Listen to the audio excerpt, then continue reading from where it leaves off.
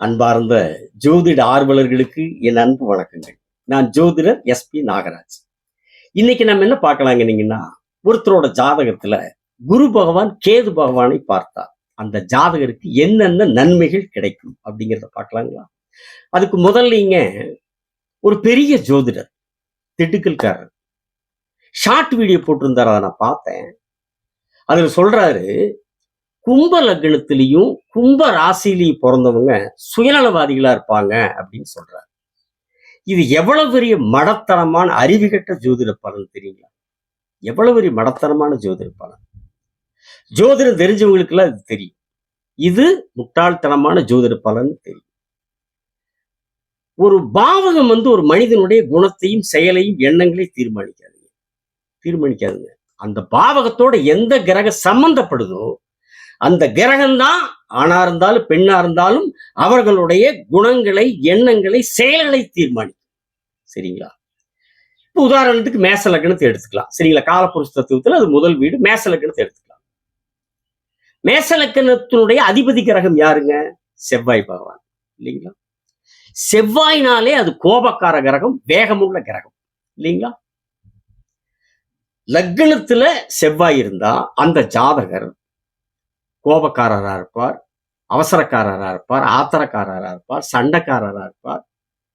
தன்னுடைய தவறை தவறுன்னு ஒத்துக்கொள்ளாதவரா இருப்பார். தான் செய்கிற தவறை தவறுன்னு ஒத்துக்கொள்ள மாட்டார். அப்படிங்கிறது ஜோதிடத்துடைய விதி. இல்லைங்களா?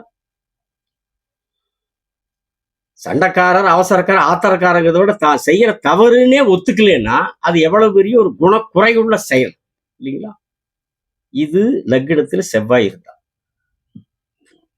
அதே செவ்வாய் கேது பகவானோட ரொம்ப நெருங்கி இருக்கிறார். அந்த ஜாதகர் கோபமே இருக்காது. நல்ல தன்மை உள்ள நல்ல பழகுவார். கோபமே இருக்காது. அதே மேசத்துல லக்னத்துல மேச லக்னத்துல சனி பகவான் இருக்கிறார். அந்த ஜாதகர் மற்றவங்களை மதிக்காத தன்மை உள்ளவரா இருப்பார். சுயநலமும் இருக்கும். இந்த பெரிய ஜோதிடர் சொன்னார்வங்களா, திண்டுக்கல் பெரிய ஜோதிடர், கும்பலக்கணத்திலையும் கும்பராசியில பிறந்தவங்க சுயநலம் உள்ளவங்களா இருப்பாங்கன்னு. அந்த மேசத்துல போய் சனி உட்கார்ந்து அது இருக்கு. அதோட கடுமையான பிடிவாத குணம் உள்ளவங்களா இருப்பாங்க. சனி பகவான் மேசத்துல இருக்கும்போது கடுமையான பிடிவாத குணம். நான் பிடிச்ச முயலுக்கு 3 காலத்து அப்படின்னு ஒரு பழமொழி இருக்குது இல்லைங்களா? அந்த மாதிரி இருப்பாங்க. அதே மேச லக்னத்துல குரு பகவான் இருக்கிறார். அந்த ஜாதகர் எப்படிப்பட்டவரா இருப்பாரு? நேர்மையானவரா இருப்பார், கண்ணியமானவரா இருப்பார், ஒழுக்கமானவரா இருப்பார், பெருந்தன்மையானவரா இருப்பார், நல்ல குணமுள்ளவரா இருப்பார். மேசலக்கணம் தான். ஒவ்வொரு கிரகத்துக்கும் அந்த ஜாதகருடைய குணங்கள் எப்படி மாறுபடுதுன்னு பாருங்க. அதே குரு மேசத்தில் இருக்கிற அதே குரு, மேசத்தில் குரு இருக்கும்போது அவரு கண்ணியமானவர், நேர்மையானவர், ஒழுக்கமானவர், நல்ல குணமுள்ளவர், பெருந்தன்மையானவர், உயர்ந்த குணமுள்ளவர். இல்லைங்களா? அதே குரு பக்கத்துல ரிஷபத்தில் இருக்கிறார். மேசத்துக்கு பக்கத்து வீடு. மேசம் 30 டிகிரி, 31வது டிகிரில ரிஷபம். மேசத்தில் இருக்கிற அதே குரு அதுக்கு ஜாயிண்டா பக்கத்துல நெருங்கி இருக்கிற ரிஷபம். 2-3 பாவம் தள்ளியும் கூட இல்ல. மேசத்துக்கு ஒட்டி இருக்கிற ரிஷபம். அங்க இருக்கிறார் அவங்க குரு. அது யாருடைய வீடுங்க? சுக்கிரனுடைய வீடு. இல்லைங்களா? குரு பகவான் எப்படி சுபகிரகமோ, குரு பகவானுக்கு இணையான முழுமையான சுபகிரகம் சுக்கிரன். குரு பகவானுக்கு நிகரான சுபகிரகம். இல்லைங்களா? அப்படி சுபகிரகமான சுக்கிரபவன வீட்டு போய் குரு இருக்கிறார். இது மேச வீடு யாருடைய வீடு? செவ்வாய் வீடு, பாபகிரகத்தினுடைய வீடு. இயற்கை பாபகிரகம், இயற்கை அசுபகிரகம். இயற்கை பாபகிரகமான மேச வீட்டில் இருக்கும்போது அந்த ஜாதகர் நல்லவரா இருக்கிறார். அதே குரு இயற்கை சுபகிரகம் சுக்கிரன் வீட்டுல குரு இருக்கும்போது அந்த ஜாதகர் நல்லவராக இருக்க மாட்டார், நல்லவரை போல நடிப்பார். இவரு மேசத்தில் இருக்கும்போது நல்லவர். ரிஷபத்தில் அதே குருதான். 2-3 குருவெல்லாம் ஜாதகத்தில் இல்லைங்க, ஒரே குரு. அந்த பெத்த ஜோதிடருக்கா சொல்றேன். ஒரே குரு மேசத்தில் இருக்கும்போது அவர் நல்லவர், ரிஷபத்தில் இருக்கும்போது அந்த ஜாதகர் நல்லவர் அல்ல, நல்லவரை போல நடிக்கிறவர். ஏன் அப்படி? ஏன்னு கேட்டீங்கன்னா, ஒரு கிரகம் இயற்கை சுபகிரகமாகி லக்னத்துக்கும் சுபகிரகமாகி லக்னத்தில் இருந்தா அந்த ஜாதகர் நல்லவர். அதே இயற்கை சுபகிரகமாகி லக்னத்துக்கு அசுபகிரகமாகி லக்னத்தில் இருந்தா அந்த ஜாதகர் நல்லவர் அல்ல, நல்லவரை போல நடிப்பவர். இல்லைங்களா? குரு மேசத்துக்கு யோகாதிபதி, 9ஆம் அதிபதி, பாக்கியாதிபதி. லக்ன சுபர், இயற்கையிலே குரு சுபர். மேச லக்னத்துக்கும் சுபகரமாயிடுறார் 9ஆம் பாவ அதிபதியின் போது. அப்ப அந்த ஜாதகர் நல்லவரா இருக்கிறார். ரிஷபத்துக்கு 8ஆம் அதிபதிங்கிற அமைப்புல ரிஷபத்துக்கு அவர் லக்ன அசுபர். லக்ன அசுபராகி இயற்கை சுபராகி லக்னத்தில் உட்காரும் போது, ரிஷப லக்னத்தில் உட்காரும் போது அந்த ஜாதகர் நல்லவரை போல நடிக்கிறவரா இருப்பார் தவிர நல்லவர் இல்லை. அப்போ ஒரு பாவகம் ஜாதகருடைய குணங்களை, எண்ணங்களை, செயல்களை தீர்மானிக்காது இல்லைங்களா? அந்த பாவகத்தோட எந்த கிரகம் தொடர்பு கொள்ளுதோ, லக்னத்தோட எந்த கிரகம் தொடர்பு கொள்ளுதோ, அந்த கிரகத்தின் அடிப்படையில, அந்த கிரகத்தினுடைய ஆதிபத்தியத்தின் அடிப்படையில தான் அந்த ஜாதகருடைய எண்ணங்கள், குணங்கள், செயல்கள் எல்லாம் இருக்கு இல்லைங்களா? நக்கீரா, என்னுடைய பாட்டிலேயா நீ குறை கண்டாய் அப்படின்னு சிவபெருமான் கேட்கும்போது நக்கீரன் என்ன சொன்னாருங்க? நெற்றிக்கண்ணை திறப்பினும் குற்றம் குற்றமே அப்படின்னார் இல்லைங்களா? அந்த நிலைதான் என்னுடைய நிலைங்க. அது எவ்வளவு பெரிய ஜோதிடரா இருந்தாலும் சரி, கும்ப லக்னத்திலையும் கும்ப ராசியிலையும் பிறந்தவங்க சுயநலவாதிகள் சொன்ன அந்த ஜோதிடர் சொன்ன அந்த ஜோதிட கருத்து, ஜோதிட பலன், அறிவுகட்டத்தனமான ஜோதிட பலன், முட்டாள்தனமான ஜோதிட பலன். நீங்களே அதை யூகிச்சுக்குவீங்க சரிங்களா? நீங்களே அதை புரிஞ்சுக்குவீங்க. நீங்க ஏதாவது ஓரளவுக்கு ஜோதிட ஆர்வலர்கள் நீங்க அந்த ஜோதிட விதிகள் எல்லாம் புஸ்தகங்களை வாங்கி படிச்சு பாருங்க. ஜோதிடர்களுக்கு இது நல்லாவே தெரியும். ஜோதிடம் படிச்சிருக்கிறவங்களுக்கு தெரியும், படிச்சுட்டு இருக்கிறவங்களுக்கு தெரியும், ஜோதிடரா இருக்கிறவங்களுக்கும் நான் சொல்ற கருத்து நியாயமான கருத்து தெரியும் சரிங்களா? சரி, இன்னைக்கு நாம என்ன பார்க்கலாங்கிறீங்கன்னா, இந்த குரு பகவான் கேது பகவானை பார்த்து என்ன நன்மைகள். குரு கேதுவை பார்க்கும்போதுங்க, கேது தரக்கூடிய எல்லா தோஷங்களும் போயிடும்.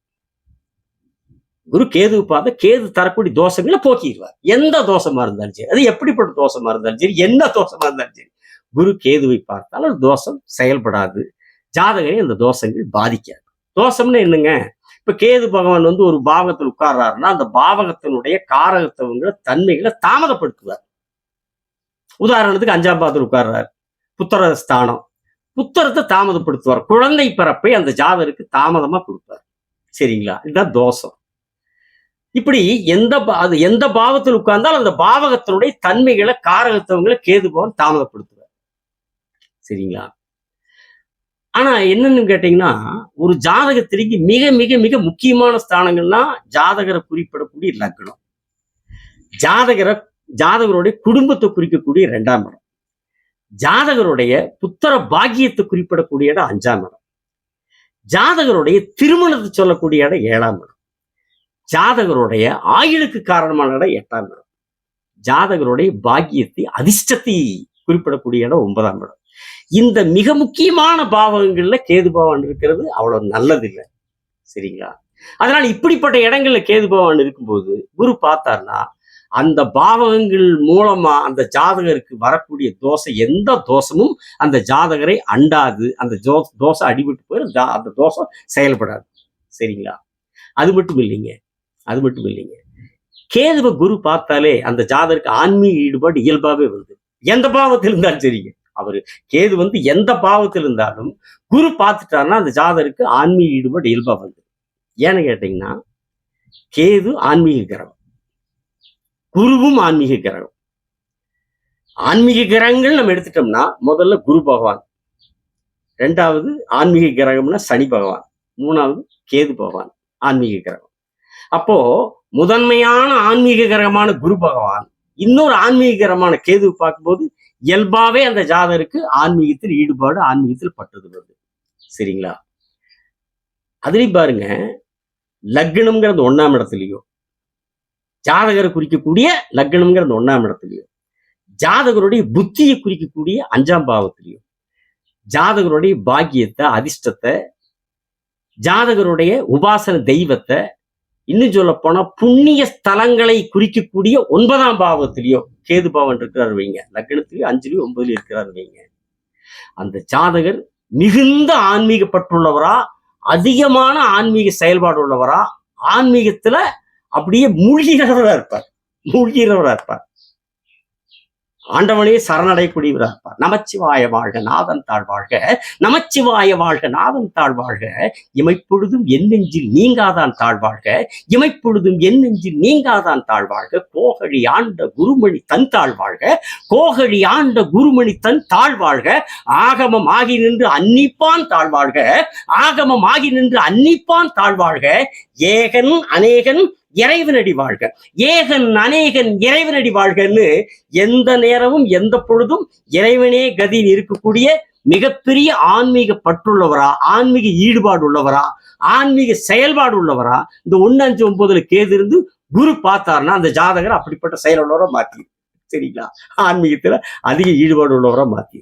அப்புறம் இன்னொன்னுங்க, நிறைவா கேது பகவான் குரு பகவான் பார்க்கிற அந்த ஜாதகர்களுடைய தாய்வழி முன்னோர்கள், யாருடைய ஜாதகத்துல குரு பகவான் கேது பகவானை பார்க்கிறாரோ அந்த ஜாதகருடைய தாய்வழி முன்னோர்கள் சிறப்பான வாழ்க்கை வாழ்ந்தவர்களாக இருப்பார்கள். சரிங்களா? சரி, அடுத்த காணொளியில் வேறொரு தலைப்பில் உங்களோடு பேசுகிறேன். சப்ஸ்கிரைப் செய்தவர்களுக்கு நன்றி, செய்யாதவர்கள் செய்யுங்கள். வணக்கம், விடைபெறுகிறேன்.